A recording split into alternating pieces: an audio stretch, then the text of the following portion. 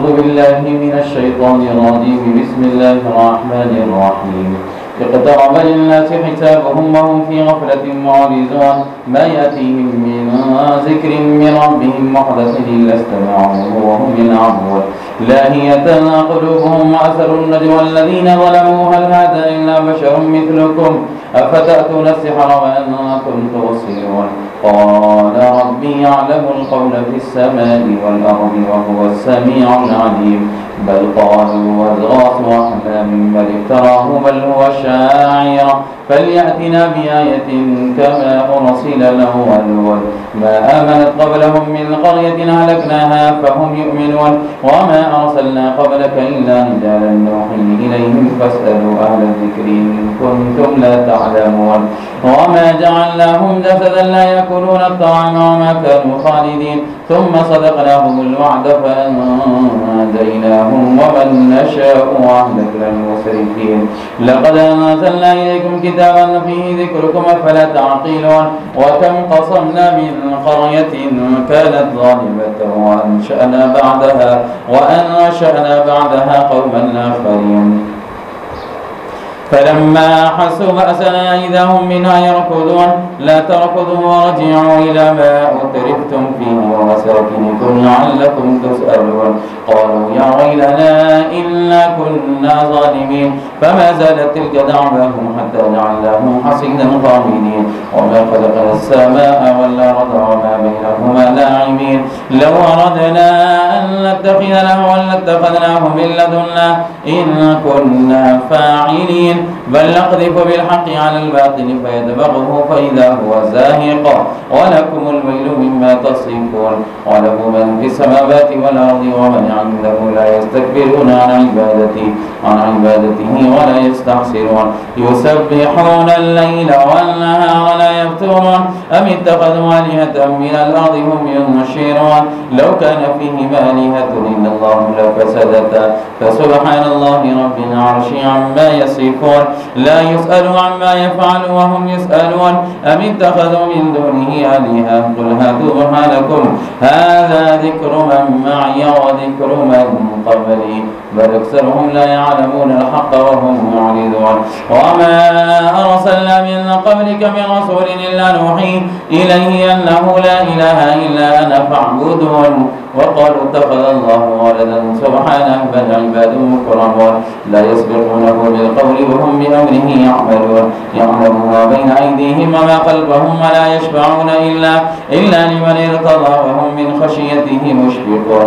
ومن يقل منهم إني إله من دونه كذلك نجزيه جهنم كذلك نجزي الظالمين.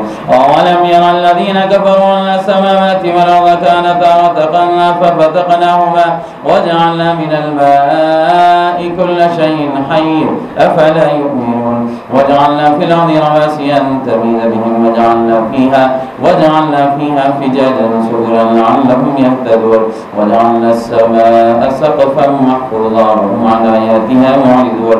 وهو الذي خلق الليل والنهار والشمس والقمر كل في فلك يسبحون. وما جعلنا لبشر من قبلك الخلد أفإن مت فهم الخالدون. كل نفس ذائقة الموت ونبلوكم بالشر والخير فتنة وإلينا ترجعون. وإذا رآك الذين كفروا يتخذونك إلا هزوا أهذا الذي يذكر آلهتكم وهم بذكر الرحمن هم كافرون. خلق الإنسان من عجل سأريكم آياتي فلا تستعجلون. ويقولون متى هذا الوعد إن كنتم صادقين. لو يعلم الذين كفروا حين لا يكفون عن وجوههم النار ولا عن ظهورهم ولا هم ينصرون. بل تأتيهم بغتة فتبهتهم فلا يستطيعون ردها ولا هم ينظرون. ولقد استهزئ برسل من قبلك فحاق بالذين سخروا منهم ما كانوا به يستهزئون. قل من يكلؤكم بالليل والنهار من الرحمن بل هم عن ذكر ربهم معرضون. أم لهم آلهة تمنعهم من دوننا لا يستطيعون نصر أنفسهم ولا هم منا يسحبون. بل متعنا هؤلاء وآباءهم حتى طال عليهم العمر أفلا يرون ألا نأتي الأرض ننقصها من أطرافها أفهم الغالبون قل إنما أنذركم بالوحي ولا يسمع الصم الدعاء إذا ما ينذرون ولئن مستهم نفحة من عذاب ربك ليقولن يا ويلنا إنا كنا ظالمين ونضع الموازين القسط ليوم القيامة فلا تظلم نفس شيئا وإن كان مثقال حبة من خردل أتينا بها وكفى بنا حاسبين ولقد آتينا موسى وهارون الفرقان وضياء وذكرا للمتقين الذين يخشون ربهم بالغيب وهم من الساعة مشفقون وهذا ذكر مبارك أنزلناه وفأنتم له منكرون ولقد آتينا إبراهيم رشده من قبل وكنا به عالمين إذ قال لأبيه وقومه ما هذه التماثيل التي أنتم لها عاكفون قالوا وجدنا آباءنا لها عابدين قال لقد كنتم أنتم وآباؤكم في ضلال مبين قالوا وجئتنا بالحق وأنت من اللاعبين قال بل ربكم رب السماوات والأرض الذي فطرهن وأنا على ذلك من الشاهدين وتالله لأكيدن أصنامكم بعد أن تولوا مدبرين فجعلهم جذاذا إلا كبيرا لهم لعلهم إليه يرجعون قالوا من فعل هذا بآلهتنا إنه لمن الظالمين قالوا سمعنا فتى يذكرهم يقال له إبراهيم قالوا فأتوا به على أعين الناس لعلهم يشهدون قالوا أأنت فعلت هذا بآلهتنا يا إبراهيم قال بل فعله كبيرهم هذا فاسألوهم إن كانوا ينطقون فرجعوا إلى أنفسهم فقالوا إنكم أنتم الظالمون ثم نكسوا على رؤوسهم لقد علمت ما هؤلاء ينطقون قال فتعبدون من دون الله ما لا ينفعكم شيئا ولا يضركم أفل لكم ولما تعبدون من دون الله أفلا تعقلون قالوا حرقوه وانصروا آلهتكم إن كنتم فاعلين وقلنا يا نار كوني بردا وسلاما على إبراهيم وأرادوا به كيدا فجعلناهم الأخسرين ونجيناه ولوطا إلى الأرض التي باركنا فيها للعالمين ووهبنا له إسحاق ويعقوب نافلة وكلا جعلنا صالحين وجعلناهم أئمة يهدون بأمرنا وأوحينا إليهم فعل الخيرات وإقام الصلاة وإيتاء الزكاة وكانوا لنا عابدين ولوطا آتيناه حكما وعلما ونجيناه من القرية التي كانت تعمل الخبائث إنهم كانوا قوم سوء فاسقين وأدخلناهم في رحمتنا إنه من الصالحين ونوحا إذ نادى من قبل فاستجبنا له فنجيناه وأهله من الكرب العظيم ونصرناه من القوم الذين كذبوا بآياتنا إنهم كانوا قوم سوء فأغرقناهم أجمعين وداود وسليمان إذ يحكمان في الحرث إذ نفشت فيه غنم القوم وكنا لحكمهم شاهدين ففهمناها سليمان وكلنا آتينا حكما وعلما وسخرنا مع داود الجبال يسبحن والطير وكنا فاعلين وعلمناه صنعة لبوس لكم لتحسنكم من بأسكم فهل أنتم شاكرون ولسليمان الريح عاصفة تجري بأمره إلى الأرض التي باركنا فيها وكنا بكل شيء عالمين ومن الشياطين من يغوصون له ويعملون عملا دون ذلك وكنا لهم حافظين وأيوب إذ نادى ربه أني مسني الضر وأنت أرحم الراحمين فاستجبنا له فكشفنا ما به من ضر وآتيناه أهله ومثلهم معهم رحمة من عندنا وذكرى للعابدين وإسماعيل وإدريس وذا الكفل كل من الصابرين وأدخلناهم في رحمتنا إنهم من الصالحين وظنوا ذهب غاضبا فظن أن لن نقدر عليه فنادى في الظلمات أن لا إله إلا أنت سبحانك إني كنت من الظالمين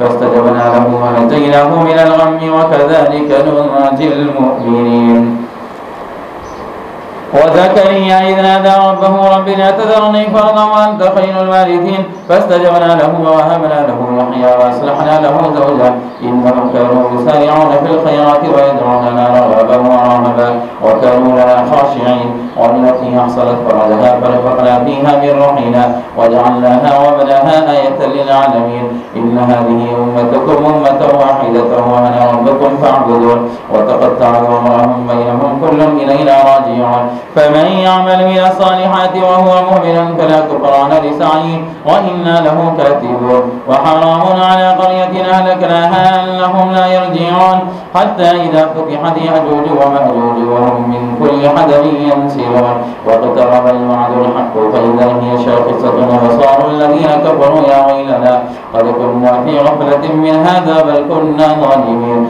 إنكم وما تعبدون من دون الله حصب جهنم أنتم لها باردون لو كان هؤلاء آلهة ما وردوها وكل فيها خالدون لهم فيها زفير وهم فيها لا يسمعون إن الذين سبقت لهم منا الحسنى أولئك عنها مبعدون لا يسمعون حسيسها وهم فيما اشتهت أنفسهم خالدون لا يحزنهم الفزع الأكبر وتتلقاهم الملائكة هذا يومكم الذي كنتم توعدون يوم نطوي السماء كطي السجل للكتب كما بدأنا أول خلق نعيد وعدا علينا إنا كنا فاعلين ولقد كتبنا في الزبور من بعد ذكر أن الأرض يرثها عبادي الصالحون إن في هذا لبلاغا لقوم عابدين وما أرسلناك إلا رحمة للعالمين قل إنما يوحى إلي أنما إلهكم إله واحد فهل أنتم مسلمون فإن تولوا فقل أذنتكم على سواء وإن أدري قريب أم بعيد ما توعدون إنه يعلم الجهر من القول ويعلم ما تكتمون وإن أدري لعله فتنة لكم ومتاع إلى حين قال رب احكم بالحق وربنا الرحمن المستعان على ما تصفون. بسم الله الرحمن الرحيم يا أيها الناس اتقوا ربكم إن زلزلة الساعة شيء عليم يوم ترونها تذهل كل مرضعة عما أرضعت وتضع كل ذات حمل حملها وترى الناس سكارى وما هم بسكارى ولكن عذاب الله شديد ومن الناس من يجادل بالله بغير علم ويتبع كل شيطان مريد كتب عليه أنه من تولاه فأنه يذله ويهديه إلى عذاب السعير يا أيها الناس إن كنتم في ريب من البعث فإنا خلقناكم من تراب ثم من نطفة ثم من علقة ثم من مضغة مخلقة وغير مخلقة لنبين لكم ونقر في الأرحام ما نشاء إلى أجل مسمى ثم نخرجكم طفلا ثم لتبلغوا أشدكم ومنكم من يتوفى ومنكم من يرد إلى أرذل العمر لكي لا يعلم من بعد علم شيئا وترى الأرض هامدة فإذا أنزلنا عليها الماء اهتزت وربت وأنبتت من كل زوج بهيج ذلك بأن الله هو الحق وأنه يحيي الموتى وأنه على كل شيء قدير وأن الساعة آتية لا ريب فيها وأن الله يبعث من في القبور ومن الناس من يجادل في الله بغير علم ولا هدى ولا كتاب منير ثاني عتبه ليضل عن سبيل الله له في الدنيا خزي ونذيقه يوم القيامة عذاب الحريق ذلك بما قدمت يداك وأن الله ليس بظلام للعبيد ومن الناس من يعبد الله على حرف فإن أصابه خير اطمأن به وإن أصابته فتنة انقلب على وجهه خسر الدنيا والآخرة ذلك هو الخسران المبين يدعو من دون الله ما لا يضره وما لا ينفعه ذلك هو الضلال البعيد يدعو لمن أسره وأقرب من نفعه لبئس المولى ولبئس العشيرة إن الله يدخل الذين آمنوا وعملوا الصالحات جنات تجري من تحتها الأنهار إن الله يفعل ما يريد من كان يظن أن لن ينصره الله في الدنيا والآخرة فليمدد بسبب إلى السماء ثم ليقطع فلينظر هل يذهبن كيده ما يغيظ وكذلك أنزلناه آيات بينات وأن الله يهدي من يريد إن الذين آمنوا والذين هادوا والصابئين والنصارى والمجوس والذين أشركوا إن الله يفصل بينهم يوم القيامة إن الله على كل شيء شهيد ألم تر أن الله يسجد له من في السماوات ومن في الأرض والشمس والقمر والنجوم والجبال والشجر والدواب وكثير من الناس وكثير حق عليه العذاب ومن يهن الله فما له من مكرم إن الله يفعل ما يشاء. بارے 17 میں یہاں پر سجدہ تلاوت ہے. قرآن مجید کی تلاوت کے بعد تمام سننے والے بعد سجدہ تلاوت ادا کرنا. هذان خصمان اختصموا في ربهم فالذين كفروا قطعت لهم ثياب من نار يصب من فوق رؤوسهم الحميم يصهر بهما في بطونهم الجلود ولهم مقامع من حديد كلما أرادوا أن يخرجوا منها من غم أعيدوا فيها وذوقوا عذاب الحريق. إن الله يدخل الذين آمنوا وعملوا الصالحات جنات تجري من تحتها الأنهار يحلون فيها من أساور من ذهب ولؤلؤا ولباسهم فيها حرير وهدوا إلى الطيب من القول وهدوا إلى صراط الحميد.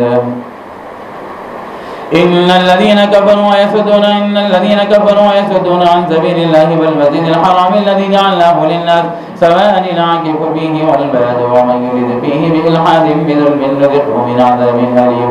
وإذ بوأنا لإبراهيم مكان البيت أن لا تشرك بي شيئا وطهر بيتي للطائفين والقائمين والركع السجود وأذن في الناس بالحج يأتوك رجالا وعلى كل ضامر يأتين من كل فج عميق ليشهدوا منافع لهم ويذكروا اسم الله في أيام معلومات على ما رزقهم من بهيمة الأنعام فكلوا منها وأطعموا البائس الفقير ثم ليقضوا تفثهم وليوفوا نذورهم وليطوفوا بالبيت العتيق ذلك ومن يعظم حرمات الله فهو خير له عند ربه وأحلت لكم الأنعام إلا ما يتلى عليكم فاجتنبوا الرجس من الأوثان واجتنبوا قول الزور ونفاق لله غير مشركين به ومن يشرك بالله فكأنما خر من السماء فتخطفه الطير أو تهوي به الريح في مكان سحيق ذلك ومن يعظم شعائر الله فإنها من تقوى القلوب. لكم فيها منافع إلى أجل مسمى ثم محلها إلى البيت العتيق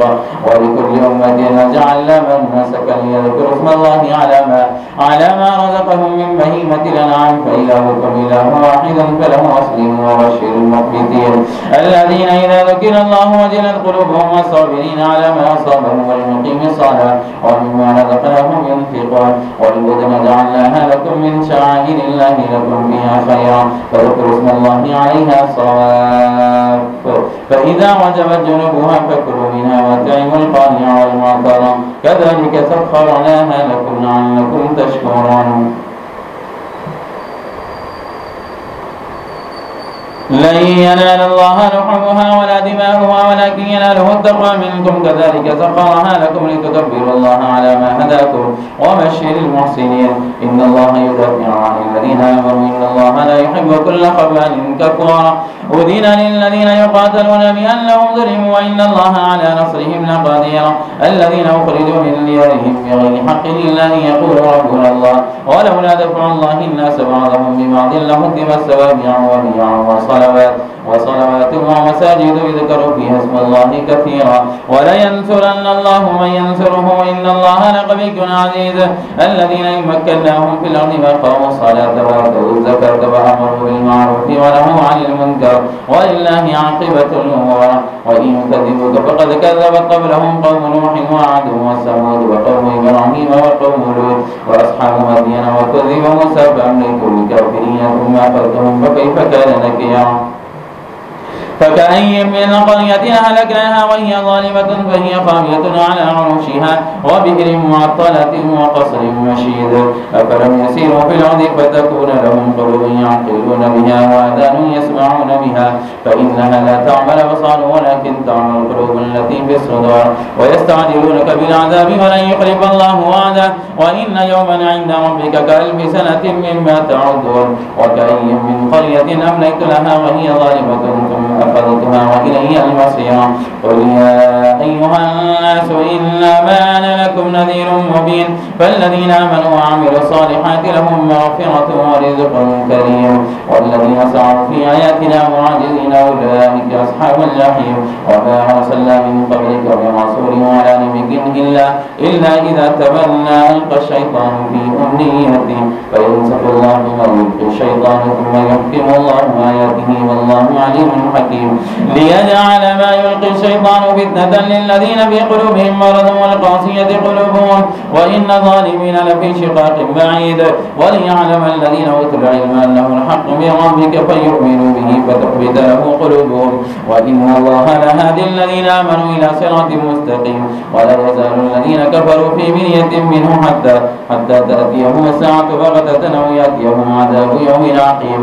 الملك يومئذ لله يحكم بينهم. فالذين آمنوا وعملوا الصالحات في جنات النعيم والذين كفروا وكذبوا بآياتنا فأولئك لهم عذاب مهين.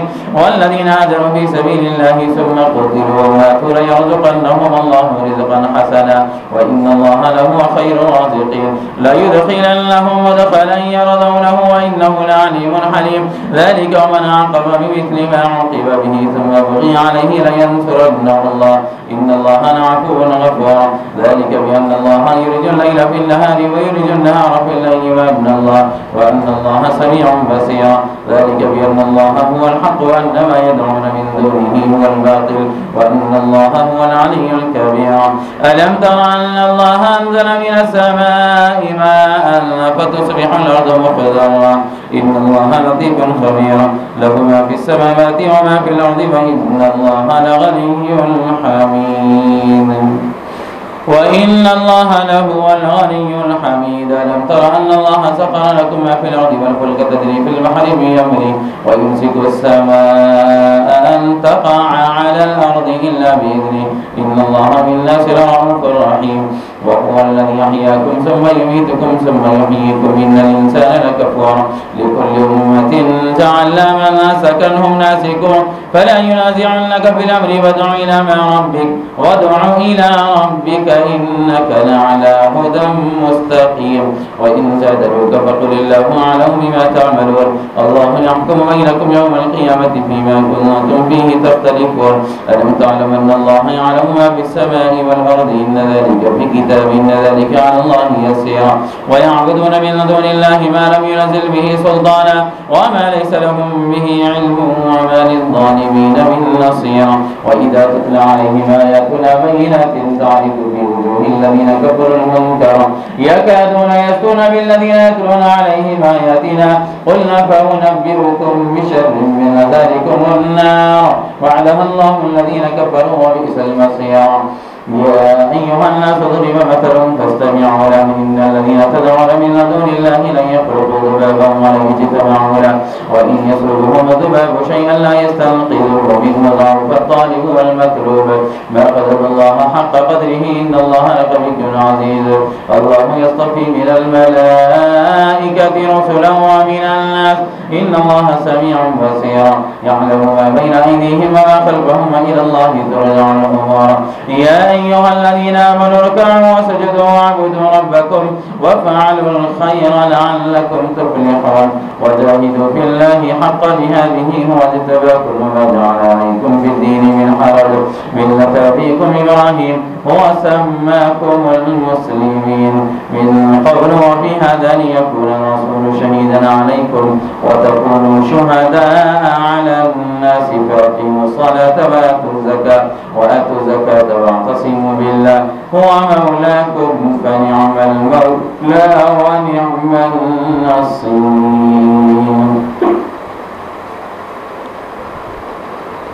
صدق الله العظيم.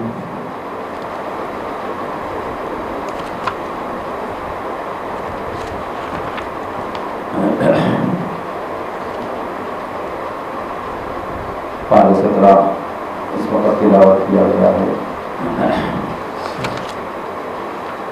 جس کے اندر اللہ تبارک و تعالیٰ نے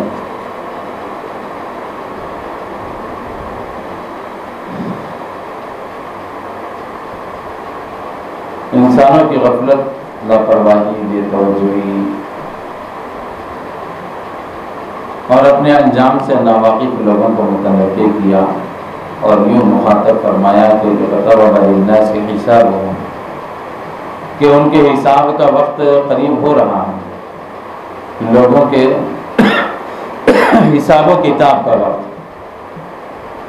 اللہ رب العزت والجلال کے سامنے کھڑے ہو کر سوالات کے جوابات، اللہ کی نعمتوں کی کیا کیا تم نے قدر دانی کی اور کن کن نعمتوں کی ناقدری کی،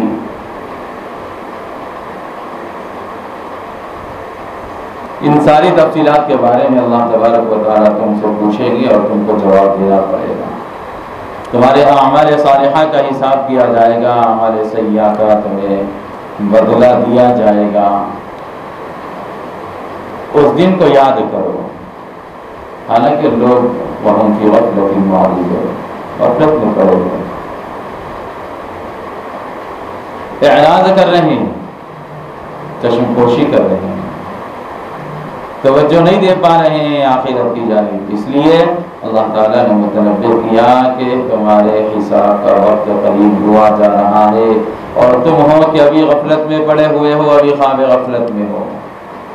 دنیا کے اندر کسی انسان کا اور کسی اسٹوڈنٹ کا یا کسی طالب علم کا اور پڑھنے والے بچے کو یہ پتہ چل جائے کہ فلاں تاریخ سے آپ کا ایگزام ہے، امتحان شروع ہونے والا ہے، اور فلاں تاریخ کو فلاں وقت آپ کو اپنے ہال ٹکٹ کے ساتھ ایگزامینیشن ہال کو پہنچنا ہے، فلاں وقت سے پہلے، تو ہر طالب علم دنیا کے اندر ہمارا اور آپ کا مشاہدہ ہے کہ وقت سے پہلے مکمل تیاری کرتا ہے اور ٹکٹ جا کر لاتا ہے، پھر اپنا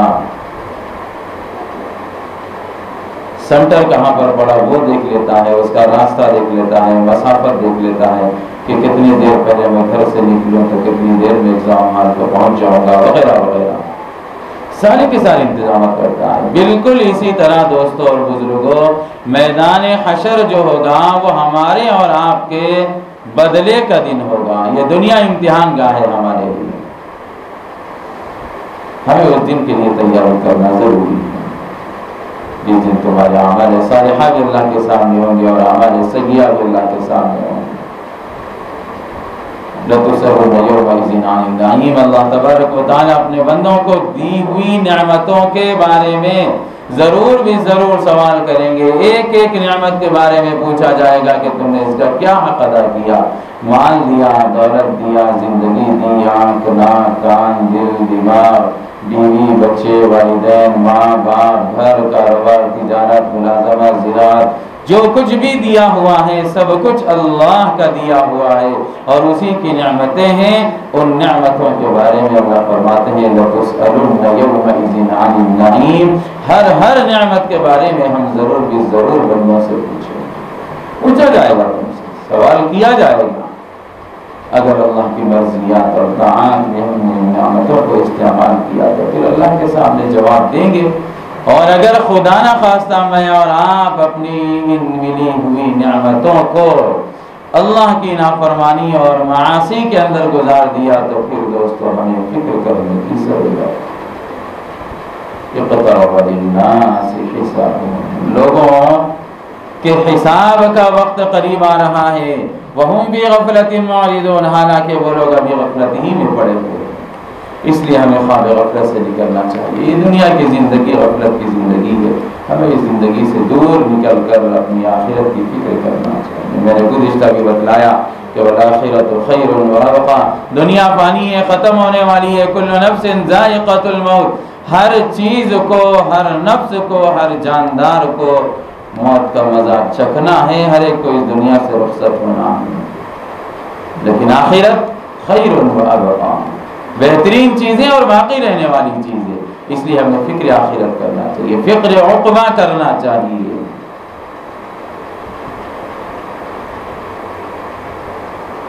اس آیت کریمہ کے اندر اللہ تبارک و تعالیٰ نے اسی جانب متوجہ فرمایا کہ بندوں کو خواب غفلت سے نکل کر آخرت کی فکر اور آخرت کی تیاری کر لینا چاہیے۔ اس کے باوجود بھی اگر بندے نادانی کے ساتھ زندگی گزارتے رہیں تو دنیا اور آخرت دونوں کے دونوں تباہ و برباد ہو سکتے۔ پھر اسی طرح حضرت ابراہیم علیہ السلام کے واقعے کو بھی اللہ تبارک و تعالیٰ نے 17ویں پارے کی آیتوں کے اندر بیان کیا کہ وہ اپنے والد بزرگوار جو حضرت ابراہیم علیہ السلام کے جو والد تھے حضرت آزر، وہ بت بنایا کرتے تھے اپنے ہاتھوں سے، مٹی کے بت بنا کر کے اس کو فروخت بھی کرتے تھے، اس کی پرستش بھی کرتے تھے، اس کی پوجا بھی اور عبادت بھی کرتے تھے۔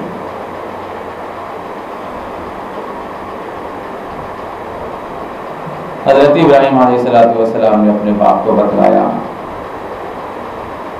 هذه التماثيل التي انتم لها عاكفون۔ جب حضرت ابراہیم علیہ السلام نے اپنے باپ سے کہا کہ ابو جان یہ کیا مجسمے ہیں، یہ کیا مورتیاں ہیں جس کے تم لوگ ارد گرد گھومتے ہو، جس کی تم پرستش کرتے ہو، پوجا پاٹ کرتے ہو، اس سے بعد آ جائیے، دور ہٹ جائیے، یہ عبادت کرنے کے لائق نہیں ہے۔ یہ مورتیاں یہ کیا کر سکتی ہیں؟ تم کو نہ نفع پہنچا سکتی ہے، نہ نقصان پہنچا سکتی ہے۔ لقد كنتم وآباؤكم في ضلال مبين، آپ بھی اور آپ کی نسلیں بھی، جو آپ سے پہلے لوگ گزرے ہیں، آبا و اجداد، سب گمراہی کے اندر ہیں۔ اس گمراہی سے باز آئیے اور ان مخلوق جن کو تم نے خود اپنے ہاتھوں سے بنایا ہے، ان کی پوجا اور پرستش کرنے سے رک جائیے۔ اور پھر فرمایا کہ بلکہ تمہارا رب تو وہ ہے جو رب السماوات والارض ہے، جس نے تم کو پیدا کیا، ان کو پیدا کیا، سب کو پیدا کیا۔ حضرت ابراہیم علیہ السلام اپنے باپ کو روکتے رہے، ٹوکتے رہے، سمجھاتے رہے، لیکن وہ باز نہیں آئے۔ بالآخر آپ ایک دن سب لوگ ایک میلے میں گئے ہوئے تھے، حضرت ابراہیم علیہ السلام نے ایک بڑا بت جو گھر کے اندر بنا ہوا تھا، اور سب لوگ میلے سے واپس آ کر اسی بت کے سامنے جھکنے والے تھے، حضرت ابراہیم علیہ السلام نے اس بت کو کلاڑی سے توڑ دیا اور توڑ کر اسی کے گلے میں کلاڑی لٹکا دی۔ جب گھر والے سب واپس آئے اور آ کر کے دیکھے تو کہنے لگے کہ من فعل هذا بآلهتنا، یہ کس نے کیا وہی ہمارے خداؤں کے ساتھ، ہمارے معبودوں کے ساتھ یہ حرکت کس نے کی ہے؟ کس نے توڑا ہمارے معبودوں کو، ہمارے معبودوں کو؟ یقیناً اس نے ظلم کیا ہے، انہ لمن الظالمین، چھیڑخانی کی ہے اس نے ہمارے معبودوں کے ساتھ، بدتمیزی کی ہے، اس بیہودی کا ہم اس کا بدلہ لیں گے۔ اس لوگوں نے کہا کہ سمعنا فتى يذكرهم يقال له ابراہیم، ہم نے سنا ہے کہ ایک نوجوان ہے جس کا نام ابراہیم ہے، ہو سکتا ہے اسی نے کیا ہوگا۔ حضرت ابراہیم علیہ السلام نے صاف بتلا دیا کہ دیکھو یہ تمہارے معبود ہیں نا، تم لوگ ان کی پوجا کرتے ہو نا، انت فعلت هذا بآلهتنا یا ابراہیم۔ جب ان سے پوچھا گیا کہ ابراہیم کیا تم نے یہ حرکت کی ہمارے معبودوں کے ساتھ؟ قال بل فعله، تو ابراہیم علیہ السلام نے صاف کہہ دیا کہ نہیں، ان کے بڑے بت نے، جو سب سے بڑا بت ہے، اس نے یہ کام کیا، اس نے۔ فاسألوهم إن كانوا ينطقون، اگر وہ بات کرتا ہے تو پوچھ لو اس سے تم لوگ۔ ظاہر بات ہے وہ بت کہاں بات کر سکتا ہے؟ یہیں پر ان کے پاس سمجھ میں آ گئی کہ یقیناً یہ بت مٹی کے پتھر کے بنے ہوئے ہیں جو زبان سے بات نہیں کر سکتے۔ پھر کیا فائدہ ایسے بتوں کی عبادت کر کے جو تمہارے نہ سنتے ہیں، نہ تمہارے سے کچھ کلام کر سکتے ہیں، یہاں تک کہ ذبابا لا یستنقذوہ منہ، قرآن کہتا ہے کہ وہ اتنے کمزور ہیں، اتنے ضعیف ہیں اور اتنے بے بس اور لاچار ہیں کہ اگر ان کی ناک پر مکھی بھی بیٹھ جائے، مچھر بھی بیٹھ جائے تو وہ اپنے سے خود ہی سے ہٹا بھی نہیں سکتے، اتنے بے بس۔ یہ کیا خالق بن سکتے ہیں؟ یہ کیا عبادت کے لائق بن سکتے ہیں؟ حضرت ابراہیم علیہ السلام نے اپنے والد محترم کو اور اپنی ساری کی ساری قوم کو تفصیل کے ساتھ یہ بات سنائی۔ اس کے باوجود بھی قوم مانی نہیں، جن کے حق میں ہدایت مقدر تھی انہوں نے قبول کیا، اور جن کے حق میں مقدر نہیں تھی انہوں نے قبول نہیں کیا، سنی انسنی کر دی۔ غرض ہے کہ معاملہ بڑھتے بڑھتے بہت بڑھ گیا تو حضرت ابراہیم علیہ السلام کو اس وقت کے بادشاہ نمرود نے آگ میں ڈالنے کا فیصلہ کیا کہ جو ہمارے معبودوں کے ساتھ یہ حرکت کرے گا، ہمارے باپ داداؤں کے دین کو چھوڑ کر ایک نیا دین اختیار کرنے کی بات کہے گا اور ایک اللہ کو ماننے اور اس کے طرف آنے کی دعوت دے گا، تو ہم اس کو دنیا کے اندر آگ میں ڈال دیں گے۔ چنانچہ نمرود نے، بادشاہ نے بہت بڑی آگ بلند کی۔ مختلف باتیں اس سلسلے میں روایات کے اندر اور حدیث کے اندر اور واقعات کے اندر ملتی ہے۔ اتنی بڑی آگ تھی کہ اگر کوئی پرندہ بھی اوپر سے چلے جاتا تو وہ جل کر خاک ہو جاتا۔ مہینوں مہینے تک اس آگ کو دہکایا گیا، انگارے ڈال ڈال کر کے، لکڑیاں لگا لگا کر کے، جلا جلا کر کے، بہت ہی خطرناک آگ بنائی گئی۔ اس کے اندر حضرت ابراہیم کو ڈالنے کا فیصلہ کر دیا۔ لیکن دیکھیے کہ اللہ رب العزت والجلال کے دین کی خاطر جو بندہ اپنا سب کچھ قربان کرتا ہے، ماں باپ کو قربان کرتا ہے، اولاد کو قربان کرتا ہے، گھر بار کو قربان کرتا ہے، اپنی خواہشات کو قربان بھی کر دیتا ہے، تو اللہ تبارک و تعالیٰ ایسے بندوں کی غیب سے مدد اور نصرت فرماتے ہیں، جیسا کہ حضرت ابراہیم علیہ السلام کی مدد فرمائی۔ جب آپ کو آگ میں ڈال دیا گیا تو اللہ تعالیٰ نے حکم دیا آگ کو، حرقوه وانصروا آلهتكم إن كنتم فاعلين قلنا يا نار كوني بردا وسلاما على إبراهيم۔ ان لوگوں نے کہا کہ آگ کو جلاؤ اور ڈالو ابراہیم کو اس کے اندر، اور ڈال کر کے اپنے معبودوں کی مدد کرو اور اس کو خاک میں ملا دو، اس کو جلا دو۔ اللہ تعالیٰ نے ادھر آگ کو حکم دے دیا، یا نار کونی، اے آگ تو ٹھنڈی ہو جا، سلامتی بن جا ابراہیم علیہ السلام کو۔ غرض ہے کہ ہمیں ان واقعات سے بس یہی سبق ملتا ہے کہ اگر برائی ہوتی بھی ہم لوگ دیکھیں تو ہمارے لیے لازم ہے کہ ہم اس برائی کو روکیں، چاہے وہ ہمارا باپ کرتا ہو یا ہماری ماں کرتی ہوں، چاہے ہماری اولاد کرتی ہوں یا ہمارا بھائی کرتا ہوں یا ہمارا پڑوسی کرتا ہوں یا کوئی بھی کرتے ہو، ہم سے بڑے ہوں یا ہم سے چھوٹے ہوں، جہاں کہیں بھی اللہ کی نافرمانی ہو رہی ہے ہم ٹوکنا چاہیے، جیسا کہ حضرت ابراہیم علیہ السلام نے اپنے باپ کو بھی ٹوک دیا، منع کر دیا، روکا ان کو، کوشش کی۔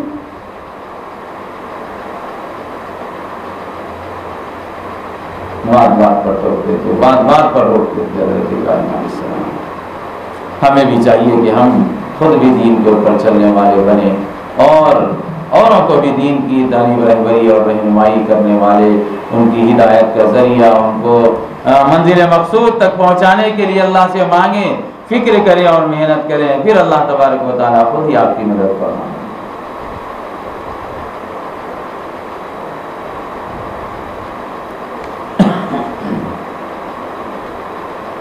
اسی طرح اللہ تبارک و تعالیٰ نے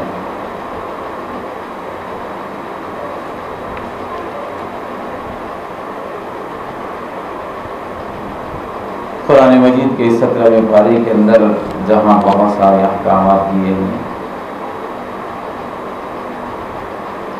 وہیں پر وَأَذِّن فِي النَّاسِ بِالْحَجِّ يَأْتُوكَ رِجَالٌ وَعَلَى كُلِّ ضَامِرٍ يَأْتِينَ مِنْ كُلِّ فَجٍّ عَمِيقٍ کہہ کر کے حضرت ابراہیم اور حضرت اسماعیل نے جو اللہ کا گھر بنایا تھا، اس گھر کی تعمیر کے بعد اللہ تعالیٰ نے حکم دیا کہ اب لوگوں کو بلاؤ، آواز دو کہ لوگ وہ یہاں آئیں اور آ کر کے بیت اللہ کا حج کریں، اس کا طواف کریں، یہ ان کے لیے ایک فریضہ ہے، فریضہ بنا دیا گیا۔ حضرت ابراہیم کہنے لگے کہ میری آواز کہاں تک جائے، تو اللہ تبارک و تعالیٰ نے کہا کہ آپ لوگوں کو آواز تو لگائیے اور لوگوں کے کانوں تک آواز کا پہنچانا یہ ہماری ذمہ داری ہے۔